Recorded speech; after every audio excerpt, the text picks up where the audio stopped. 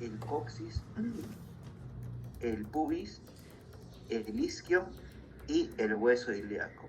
Estos huesos van a conformar la pelvis ósea, los cuales van a contener en su interior a los órganos pélvicos.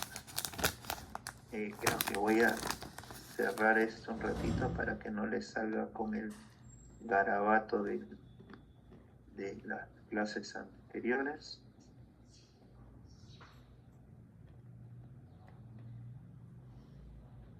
Ahora sí creo que está mejor.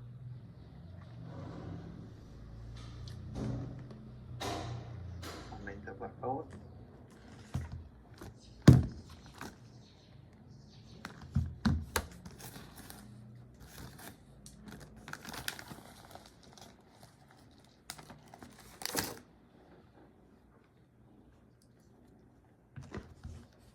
Un momento, por favor.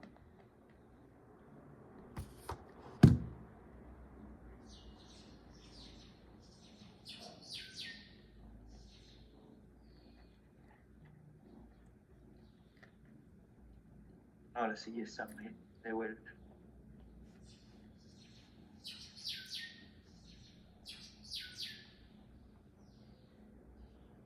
Vamos a tener entre la pelvis ósea al hueso sacro, al coxis, al pubis, al isquion y al hueso ilíaco. En una vista medial vamos a tener en la parte amarilla al hueso ilíaco, el cual lo tenemos acá, cual va a contener una estructura característica que son las alas del hueso ilíaco. Tanto el hueso pubis como el isquion van a formar el agujero obturador, y por la parte posterior del isquio, este hueso es el isquio, vamos a tener una estructura prominente correspondiente a la espina ciática y una estructura ancha, algo rugosa, gruesa, que corresponde a la tuberosidad isquiática. Mientras que en el hueso ilíaco vamos a tener algunas estructuras prominentes llamadas espinas, como la espina ilíaca anterosuperior, anteroinferior, y por la parte posterior, posterosuperior y posterior-inferior. La misma imagen se va a ver de forma lateral. Nos vamos a dar cuenta que estamos ante una vista lateral por la presencia del AZ1. Tenemos la presencia del foramen obturador. Por la parte posterior del isquion vamos a tener a la espina ciática y a la tuberosidad isquiática como esta estructura ancha y arrugada. Por la parte anterior del hueso ilíaco tenemos a la espina ilíaca anterosuperior, anteroinferior, posterosuperior y posterior-inferior. Hay una división entre pelvis mayor y pelvis menor, es una división anatómica. Nosotros, si bien es cierto, hemos hablado hace poco de la pelvis ósea, no todas las estructuras anatómicas de importancia están dentro de esta pelvis ósea. Las estructuras anatómicas de importancia, como el útero, ovarios, entre otros, van a estar en esta parte que correspondería a la región de verde oscuro, que es la pelvis menor o pelvis verdadera.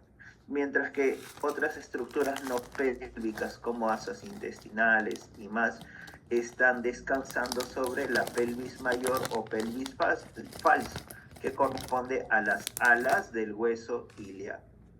Esta separación entre pelvis menor y pelvis mayor es una separación anatómica que va a ser dada por el promontorio, la articulación sacroiliaca, la línea terminal, el pecten del pubis, la sínfisis púbica, teniendo una línea arcuata que va a dividir la pelvis mayor de la pelvis menor. Hay algunas diferencias significativas en cuanto a pelvis masculina y femenina. Mientras que la pelvis femenina es más ancha a sus lados,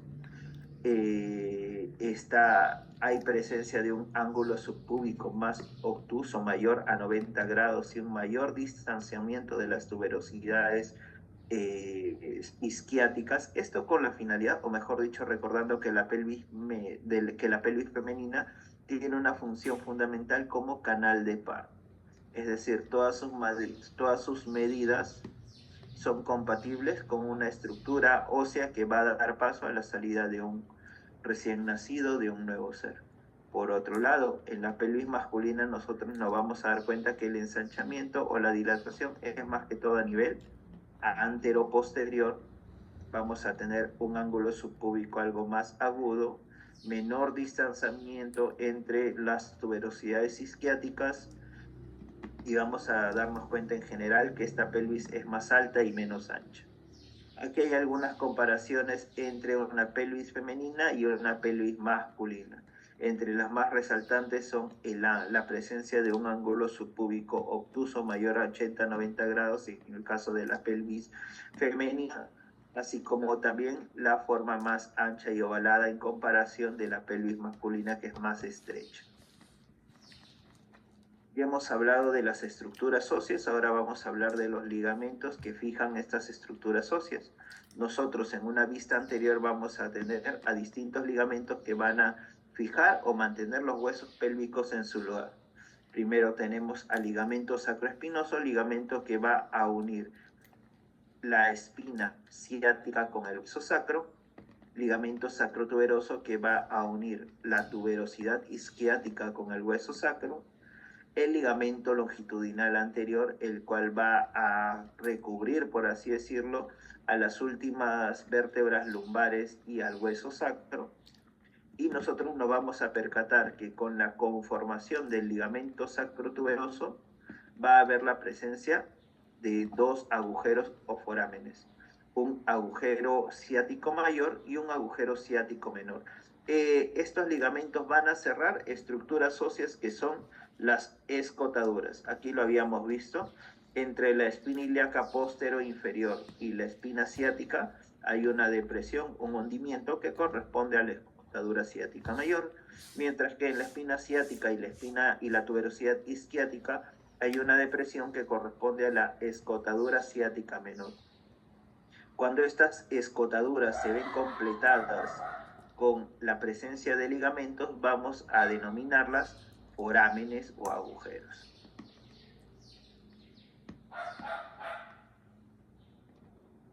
En una visión posterior, de igual forma, vamos a tener la presencia del ligamento sacroespinoso, el ligamento sacrotuberoso, la presencia del agujero foramen ciático mayor y la presencia del agujero ciático menor. En una visión medial, esto es un poco más entendible en esta visión, vamos a tener al ligamento sacroespinoso, el cual va a unir la espina ciática con el sacro, el ligamento sacrotuberoso, el cual va a unir la tuberosidad isquiática con el sacro para formar la presencia de estos agujeros. Un nuevo ligamento que también podemos ver es la membrana obturatriz, la cual va a cubrir casi en su totalidad al agujero obturador, dando un pequeño agujero o también llamado conducto obturador.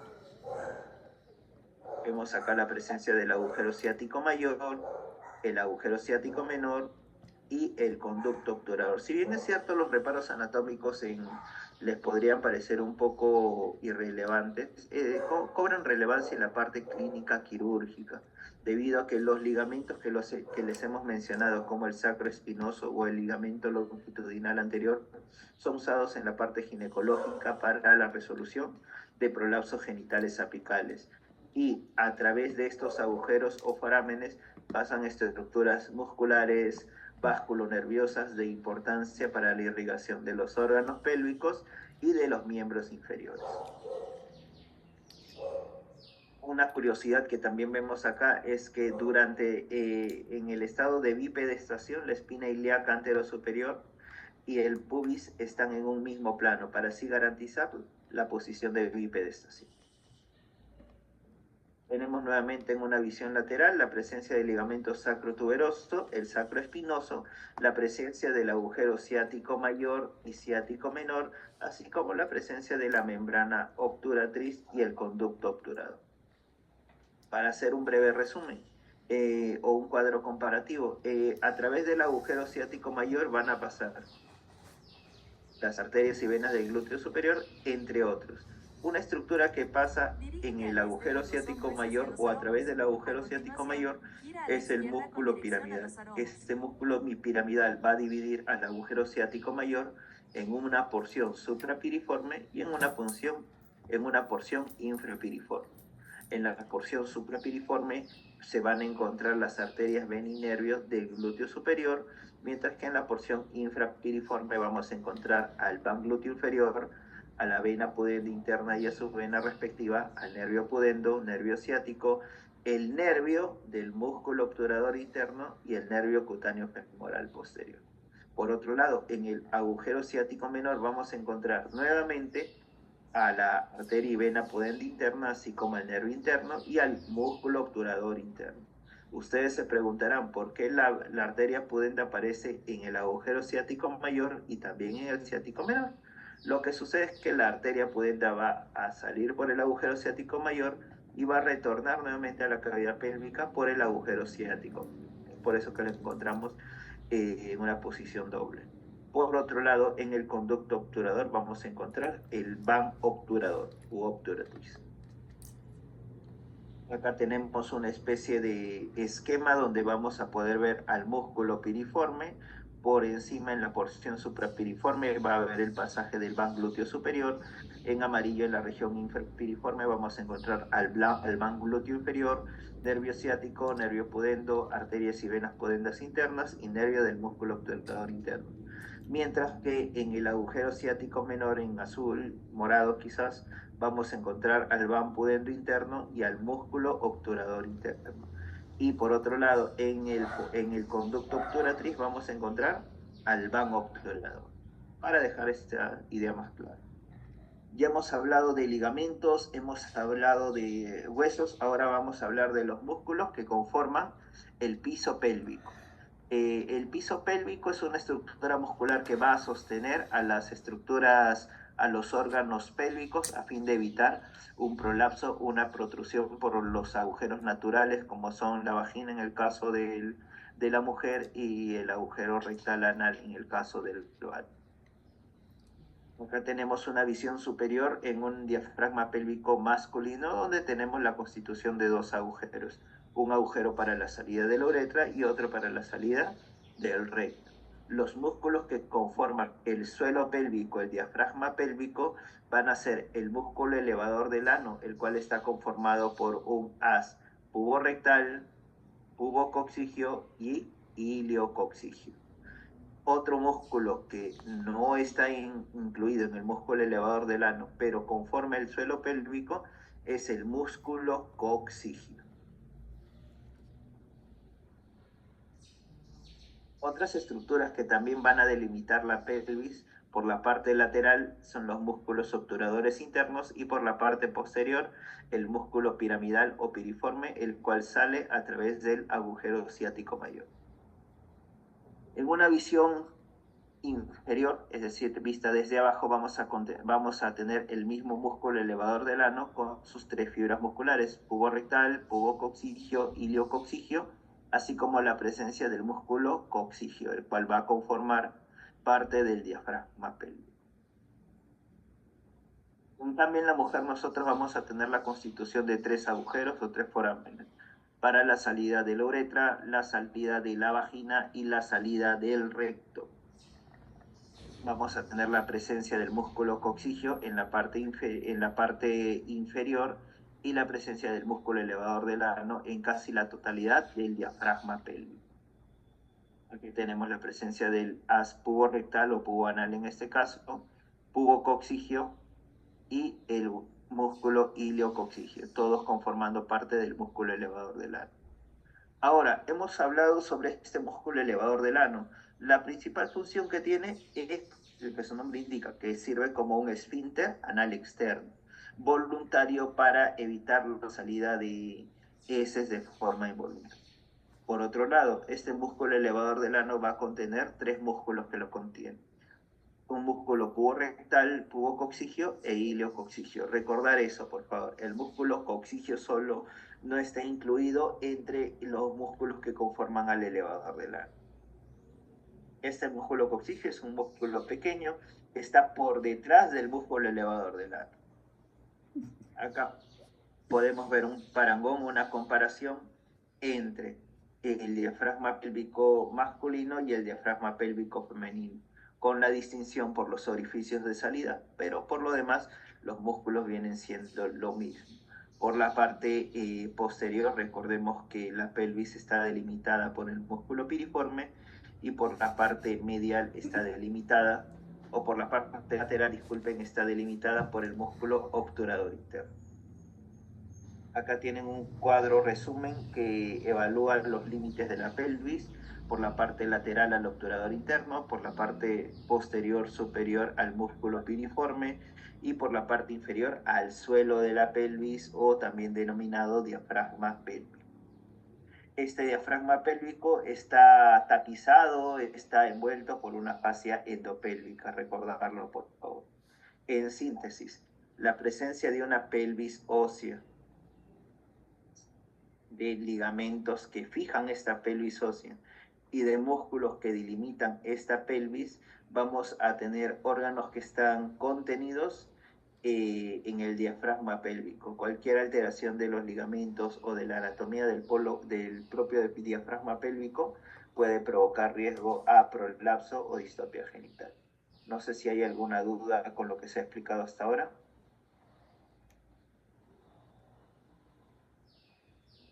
Si no hay ninguna duda, podemos continuar con la siguiente diapositiva.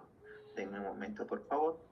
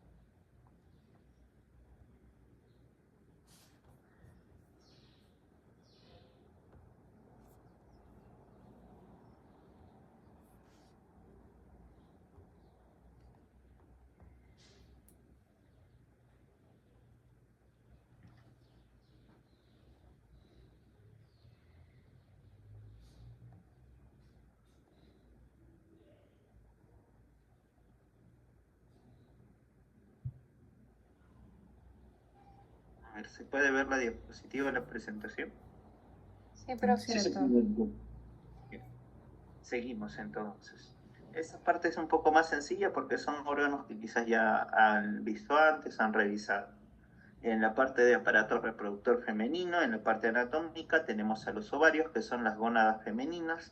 Tienen una ubicación en la cavidad pélvica, en la pelvis verdadera, un tamaño de 2 a 3 centímetros de largo, por 2 de ancho y por 1 a 1.5 de espesor. Tiene un borde anterior y posterior, cara lateral y medial, y extremidad superior cercana a la trompa uterina tubaриca y la inferior más cercana al útero o uterina. Son características descriptivas de la gónada ovario. Para ver los ovarios nosotros necesitamos una visión posterior. Podemos ver que están detrás del útero, detrás y a los lados del útero, detrás del ligamento ancho y por debajo de la trompa uterina. Este ovario va a estar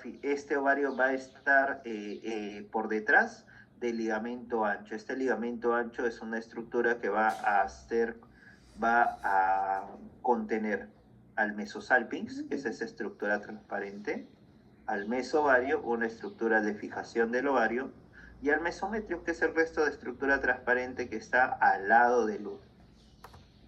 También podemos ver que la trompa uterina va a tener algunas porciones, como son las fimbrias del infundíbulo, la ampolla de la trompa uterina, el istmo, que es la parte más estrecha, y una región intramural, que no está descrita en esta imagen. Mientras que la pared del útero va a contener una pared interna, que es el endometrio, una pared muscular, el miometrio, y una serosa que correspondería al perimetrio. Nótese que el ovario va a mantener su posición gracias a un ligamento suspensorio del ovario y a un ligamento uterino, así como la presencia del mesosalpinx y mesovario. Acá tenemos una vista más realista, es una disección cadavérica donde tenemos de parte anterior a posterior. Este es el monte del pubis, esta es la vejiga urinaria, esto correspondería a ser al útero, las trompas uterinas con fimbria y el ovario, trompas uterinas y el ovario. Actualmente estamos dejando un poco de lado la cirugía convencional para pasar a la cirugía laparoscópica. Con cirugía laparoscópica nosotros tenemos una visión un poco más agrandada y detallada de los órganos abdominales y pélvicos. Acá tenemos el ovario, estas estructuras blanco nacaradas, el útero, las trompas uterinas y un elemento de fijación en flecha que correspondería al ligamento útero-ovario. Para poder tener esta visión laparoscópica requerimos introducir un trocar que va a ingresar neumoperitoneo, CO2, a fin de distender la cavidad abdominal, y con una lente nosotros vamos a observar los órganos pélvicos tal cual los hemos revisado en la imagen anterior. Útero, trompas uterinas, ovario, y acá incluso podemos ver los ligamentos uterosacros. Los medios de fijación del ovario son 4. El ligamento suspensorio del ovario por la parte lateral, el ligamento propio del ovario o útero ovárico por su parte medial, y por su parte anterior tenemos tanto al mesovario como al mesosalpinx. Acá podemos ver una imagen más detallada, tenemos la imagen con una visión posterior del útero y el ovario, y acá se le ha hecho un pequeño corte para poder ver la conformación del mesovario y del mesosalpinx como elementos de fijación anterior, mientras que por la parte medial tenemos al ligamento uterovárico y por la parte lateral tenemos al ligamento suspensorio del ovario. Este ligamento ovárico uterovárico va a ser su fijación medial, mientras que la fijación lateral va a ser dada por el ligamento suspensorio del ovario. Y entre otras estructuras de fijación tenemos al mesovario y al mesosalpinx. Este ovario va a estar irrigado por una arteria ovárica, la cual es rama directa de la aorta abdominal, y en menor medida por ramas ováricas de la arteria uterina, las cuales la arteria uterina es una rama del tronco anterior de la ilíaca interna. Nosotros vamos a ver esta arteria con mayor frecuencia debido a que da ramas a distintos órganos genitales, tanto masculinos como femeninos. Acá tenemos una comparación, un esquema donde podemos ver el origen de la arteria uterina, así como la conformación de sus ramas ováricas y la presencia de una arteria ovárica como tal, la cual va a irrigar al ovario. En cuanto al drenaje venoso, tenemos a la vena ovárica, la cual va a irrigar o va a drenar sangre dependiendo de su localización. La vena ovárica derecha va a desembocar en la vena cava inferior y la vena ovárica izquierda va a desembocar en la vena renal izquierda. Similar al drenaje venoso de los testículos. Como ya les habíamos mencionado, hay un parangón entre estas gónadas. Nuevamente podemos ver el drenaje venoso del ovario por parte de la vena ovárica y de las ramas ováricas de la vena uterina. En cuanto a inervación se refiere, la inervación acompaña a la arteria ovárica. Se va a formar un plexo ovárico, el cual va a corresponder o proviene, mejor dicho, del plexo mesentérico superior. Hay nervios vasomotores, los cuales van a irrigar tanto la vasodilatación como la vasoconstricción del ovario y de las venas, a fin de asegurar su irrigación, así como también su sensibilidad. El drenaje linfático de los ovarios va directamente a los ganglios linfáticos aórticos lumbares. En cuanto a trompas uterinas, las trompas uterinas son estructuras tubulares, cilíndricas, que tienen entre 10 a 12 centímetros de largo y son cilindros huecos por los cuales va a transitar el óvulo a fin de ser fecundado. Hay segmentos de la trompa uterina. De la parte lateral a la parte medial tenemos un segmento infundibular, el cual contiene estas estructuras digitiformes llamadas fimbrias, un segmento ampular más dilatado, más amplio y en el que usualmente se da la fecundación, un segmento ísmico más estrecho y un segmento intramural, el cual está contenido dentro de la pared uterina. Acá podemos ver los segmentos de la trompa uterina. Tenemos en este color al infundíbulo con los ovarios, con la fimbria en cercanía al ovario, a la ampolla tubárica, al istmo y al segmento intramural que está contenido en la pared uterina. La irrigación de la trompa uterina es una irrigación doble dada por por ramas tubáricas de la arteria ovárica y por ramas tubáricas de la arteria uterina. Y el drenaje venoso de igual forma se va a dar por ramas tubáricas de la vena ovárica y de la vena uterina. La inervación parasimpática va a estar dada por nervios espláncnicos de la pelvis y la inervación simpática por un plexo útero-vaginal. En esta inervación está encargada sobre todo de efectos vasomotores. Y el drenaje linfático va a drenar o desembocar en los ganglios linfáticos preaórticos y laterales. Ahora, deteniéndonos un poco más en la anatomía del útero, nosotros vamos a tener que el útero es una estructura, es un órgano con una forma de un cono aplanado, con su base hacia arriba y su vértice a nivel inferior. Acá podemos ver cómo se ve el útero en esta fotografía, en este dibujo que nos han facilitado. Nosotros tenemos en la parte anterior a la vejiga, al útero y su cuerpo uterino. Acá podemos ver las trompas uterinas a ambos lados, a los ovarios suspendidos por el ligamento útero-ovárico. Y también podemos ver que este útero está fijado o suspendido por la presencia de unos ligamentos, que son los ligamentos uterosacros. Recuerden esto, por favor, los ligamentos uterosacros son un elemento de fijación del útero. Hay un espacio entre el recto y el útero, que es el espacio recto uterino, y podemos ver que incluso detrás de este recto encontramos la bifurcación de la aorta abdominal.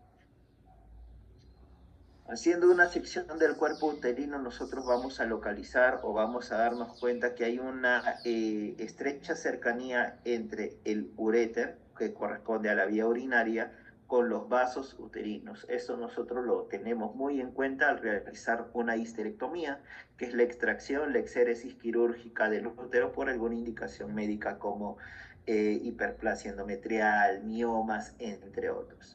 Al realizar la técnica quirúrgica, nosotros debemos extraer el útero sin lesionar el uréter. El útero como tal va a contener tres porciones: un cuerpo, un istmo y un cervix. Acá las podemos ver delimitadas: un cuerpo, un istmo, una estructura cilíndrica aplanada, y el cervix, que corresponde a la porción más externa del útero. Este cervix va a contener en su interior un canal que es el canal endocervical, que va a facilitar la salida del flujo menstrual, así como la entrada de los espermatozoides durante la relación sexual y una posterior fecundación. El útero es una estructura muscular. Nosotros podemos ver la distribución de los distintos haces musculares del útero, y recordando también que este útero tiene elementos de fijación para evitar que no se prolapse, no protruya a través de la vagina. Estos elementos de fijación corresponden al ligamento recto uterino, o lo que vendría a ser el ligamento uterosacro, y el ligamento cardinal por la parte lateral, o también denominado de McEnroe. Son estos dos ligamentos los que aseguran la suspensión adecuada del útero. Acá podemos ver también, incluso a mayor detalle, la suspensión del cuello uterino por su parte lateral con los ligamentos cardinales o de McEnroe, y por su parte posterior con los ligamentos recto-uterino, o también denominados uterosacros. Algo a recalcar también es que hay ligamentos que sostienen la parte anterior de los órganos pélvicos, como la vejiga o la uretra, y su debilidad o lesión podría provocar prolapso uretral o prolapso rectal, según sea el caso. Así que, para que se entienda la idea, es importante reconocer los elementos de fijación para poder tratar una patología como un prolapso genital. De igual forma, en la parte posterior nosotros tenemos una fascia puborectal, la cual va a evitar que el recto protruya, salga a través de la vagina. Cuando hay una falla en este mecanismo de sostén o de fijación, lo que nosotros podemos observar es un fenómeno de prolapso genital, donde los órganos pélvicos salen o protruyen a través del canal vaginal debido a la no función de fijación respectiva de estos ligamentos. El tratamiento es quirúrgico, usualmente se puede retomar la posición del órgano pélvico prolapsado mediante técnicas quirúrgicas adecuadas. Otro ligamento que nosotros podemos observar es el ligamento ancho, que correspondería a lo que vendría a ser la especie de alas del útero. Este ligamento ancho va a estar conformado por 3 porciones: el mesosalpinx, el mesoovario y el mesometrio. Acá podemos notar nuevamente la estrecha relación entre el uréter, vía urinaria, y la arteria uterina, que sería la arteria que irriga al útero y al cuerpo uterino como tal. El ligamento redondo es otro ligamento que sale del útero, pero no tiene una función de sostén como tal. Ayuda a que la posición del útero esté en una posición anterior, por así decirlo. Este ligamento sale del útero, sigue su camino a través del canal inguinal y va a insertarse en el labio mayor también. Vamos a cortar un ratito la exposición porque el tiempo se está acabando, y van a retornar nuevamente con el mismo link para seguir esta parte, por favor, ¿sí? Los espero para aceptarlos en la sala. Disculpen las molestias.